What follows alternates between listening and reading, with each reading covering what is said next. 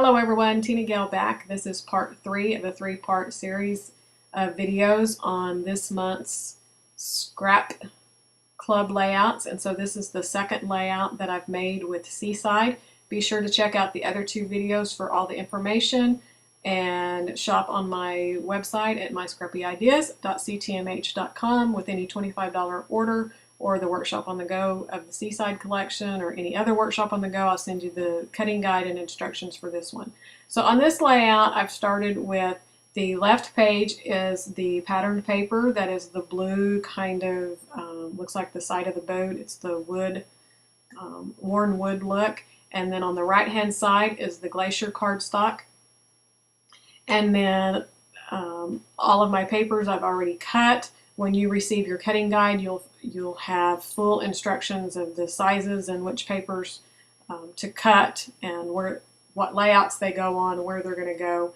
And so I'm just using, I believe, 2 of the sheets of paper, maybe 3. This one again has the branding strip cut, and so just like in the last video, I recommend cutting those first off your full 12 by 12 sheet because it's a lot easier in your cutter if you have the full sheet. So just cut off 1/4 of an inch and then cut off the last 1/4 of an inch of that branding strip, and those are the striped pieces that I'm using as borders to help confine this layout. And again, these are the stamped images that I did in the first video.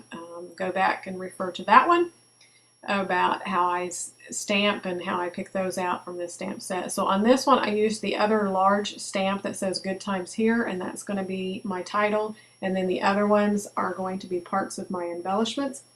I'm distressing them all with this Desert Stand ink and my sponge. You can use like the sponge applicators and things, but this is a real inexpensive way. We have the round yellow sponges, and you can just cut them into wedges and use the bulldog clips on them, and then that way you can have several different ones for the different colors that you're going to be using. For my title and some of my embellishments, I always like to use pop dots, and so I just put several pop dots on the back of the title piece so that it will come up off the layout, adds dimension, some interest to the layout. And then your banner pieces, I just gave you the dimensions kind of in rectangles and stuff, and so I just snipped the ends of them to create banners. And then on this particular layout, I added in some bronze shimmer trim. And so that's something, if you bought like the workshop on the go and stuff, it's not included, it's something just added. But we sell the shimmer trim in several different colors, in silver, the bronze, red, black, white. The white is awesome because you can use our alcohol markers and color those to any color that you want. So you could have actually colored it with like the blue to bring out the glacier in this particular layout. So the bronze I thought went well with the bronze metal accents that are included in this collection, and kind of the theming of the beach and the sea. On both layouts, I've used pictures from Disney's Little Mermaid ride, and so I just thought it went really well with the photos and the layout. So that's something you could add to your supply list. So on this particular layout, I have a larger photo mat that I've done in the landscape mode, and then 3 smaller ones at the bottom. You could use these smaller ones for photos. You could add embellishments to the center of them. You could use them for journaling. So don't just think when you see the photo mats that they're all just photo mats. Always know that if you don't have the photos, that you can easily turn them into journaling blocks or embellishments. And so on this page, I've just kind of set it all up pretty straightforward. This is a really block design across both pages. This is a design that I've been wanting to do for a while. I really like it, and don't do many layouts like this. So I thought with this particular layout I wanted to include a lot of photos, and so I did it like this. And you'll notice as I'm building the right hand side, I have 2 of the squares that I did out of the pattern paper. You could easily, if you're not going to be using that many photos, then you could of course swap out some of these sorbet blocks for pattern paper. You could use any of the other pattern papers, because once you complete the 2 layouts as I've given, you'll have lots of paper left. You could probably get at least another 2 layouts out of the paper. So a lot of months I will include more layouts, but this particular month's only 2.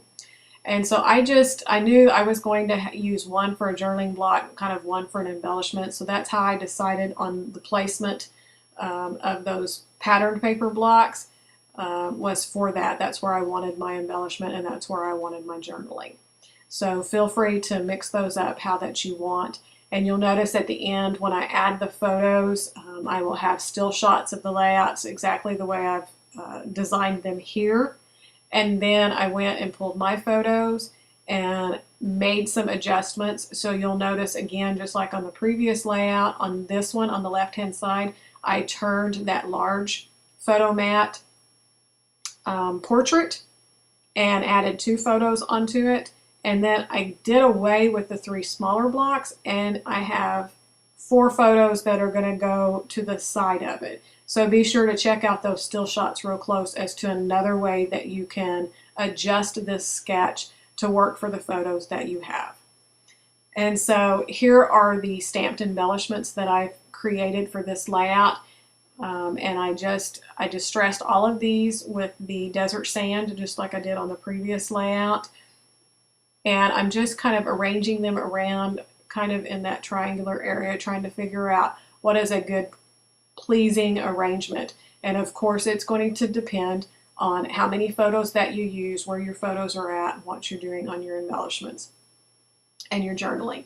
So for me, like I said, that top one I'm using as an embellishment. So I'm going to pop dot that circular embellishment, and then I will be adding some of these bronze embellishments. This little starfish is going to go there. I'm going to add some enamel dots as well. The shimmer trim, I've cut small little pieces, just kind of like you would washi tape or whatever.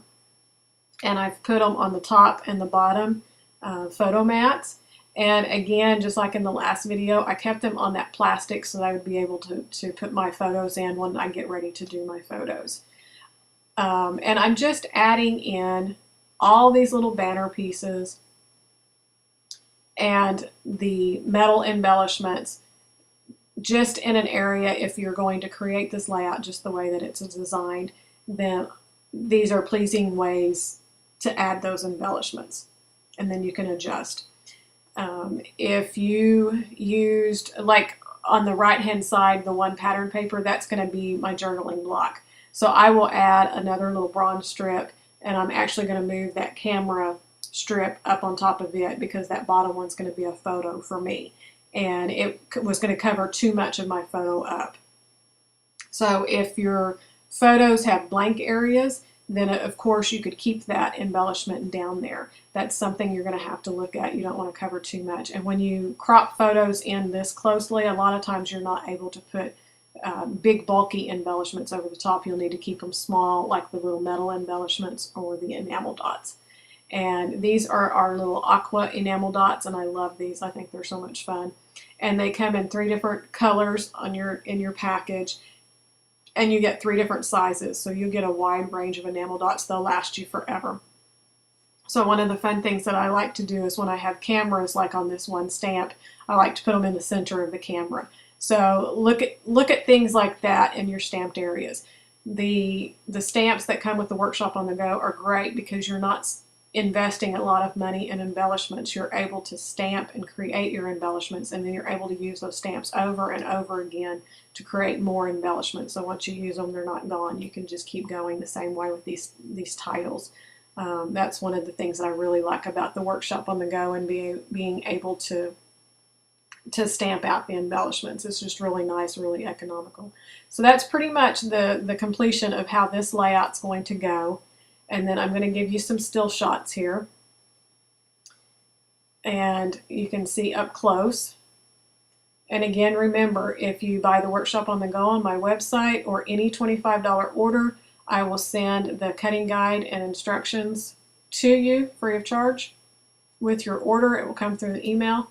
And then here is the complete layout, both sides. And then coming up are the close-ups of the ones that I have adjusted. And you notice here I took my pen and I did just a little bit of pen work around the edges. Just, it's kind of the same as using the inking around it. It's just another way to bring it up. And then here is the full layout.